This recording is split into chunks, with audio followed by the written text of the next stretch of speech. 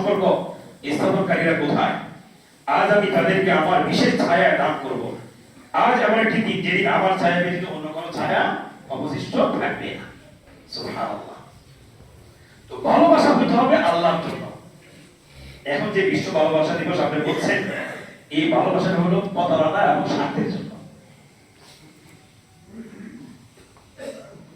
আজকে দেখবেন বিকাল বেলায় আজকে যারা জুমাতে আলোচনা শুনছেন, আলহামদুলিল্লাহ, হতে পারে আল্লাহ তাআলা আপনাদেরকে হেদায়েত দিতেও পারে। আমরা দোয়া করি আল্লাহ সুবহানাহু ওয়া তাআলা সকলকে হেদায়েত দান করুন। আমিন। দেখবেন যারা এই আলোচনা শুনে নেয় তারা মনে করেন বিভিন্ন জায়গায় বসে থাকে।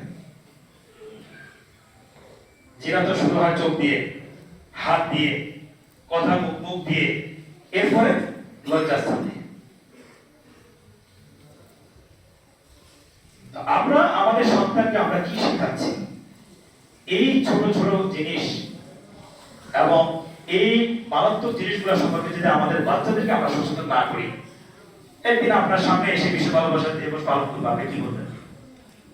কিছু ভালো থাকবেন। আপনার ঘরে এসে আপনার এমন একটা মেয়েকে নিয়ে আসবে যে উশৃঙ্খল, বেয়ার করা যার কোনো লজ্জাই নেই, আপনার সামনে অন্যায় কাজ করবে, আপনি কিছু করতে পারবেন না। আজকে যারা বিশ্ব জেলা দিবস পালন করতেছে সবাই মা বাবা আছেন, কেউ অথবা দেখতেছেন না, কেউ দেখছেন। সবাই মনে করতেছেন যে আমার মা বাবা আমাকে দেখছে না, আমার ভাই বোন আমাকে দেখছে না, কিন্তু দেখছেন কে? আল্লাহ। এই জন্য দুনিয়ার মানুষকে ভয় না করে আল্লাহ, আল্লাহকে যদি ভয় করেন, ওয়াত্তাকুল্লাহ ওয়া ইয়াআল্লিমুকুমুল্লাহ, আল্লাহকে যদি ভয় করেন, আল্লাহ আপনাকে দ্বীনের বুঝ দান করবেন। সুবহানাল্লাহ, সুবহানাল্লাহ। আল্লাহ বলা করেছেন দ্বীনের বুঝ দান করবেন।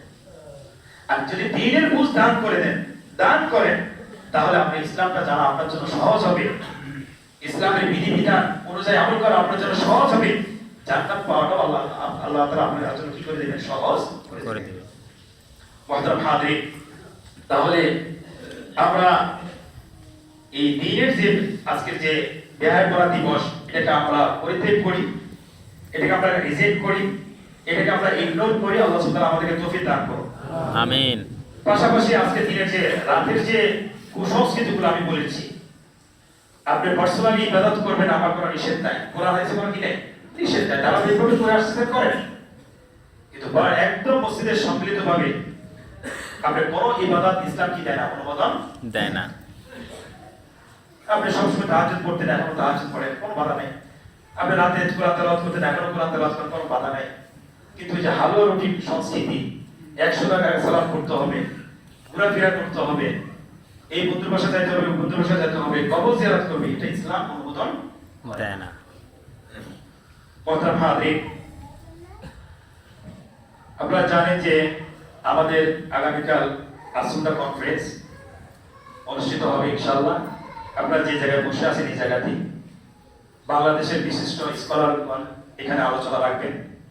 দ্বীন সম্পর্কে জানার জন্য, সঠিক দ্বীন জানার জন্য আমাকে আপনাকে কোনো না কোনো একটা সময় আমাকে দিতেই হবে। কালকে যেহেতু আমাদের অনেকের ছুটি আছে, কাল যেহেতু অনেকের চাকরি থাকলেও আমাদের যেহেতু প্রোগ্রাম শুরু হবে 3টা থেকে রাত 10:30টা, এখানে প্রায় 10 জন স্কলার আসবেন। Doctor Abu Bakr Zakaria, doctor Saifullah, doctor Mujuilahi, doctor Abdullah Kafi, এরকম মোট 10 জন বিশিষ্ট ওলামায়ে কেরাম আসবেন। আপনাদের সবাই দাওয়াত রইল। আপনারা নিজেরা আসতে না পারলে আপনার ছেলে মেয়ে সকলকে পাঠানোর চেষ্টা করবেন। আমাদের এখানে 3টি তলায় মহিলাদের জন্য আলোচনা সভার ব্যবস্থা রয়েছে এবং আমাদের মাগরিবের পরে অথবা মাগরিবের আগে হালকা নাস্তা রয়েছে এবং আমাদের রাতেও এটা ডিনারের ব্যবস্থা রয়েছে। আপনারা দূর দূরান্ত থেকে আসলে কোনো কি নাই, সমস্যা নাই। আমরা চেষ্টা করব ভালো কাজের আহ্বান করা, নিজে করলেও সওয়াব আছে, আবার পূর্ণ যে কয়জন নিয়ে আসবেন সে তারা যদি শুনে যদি হেদায়েত প্রাপ্ত হয়, কিয়ামত পর্যন্ত অথবা তাদের মৃত্যু পর্যন্ত যে আমল করবে সে আমলের অংশীদারও আপনি হবে। সহজ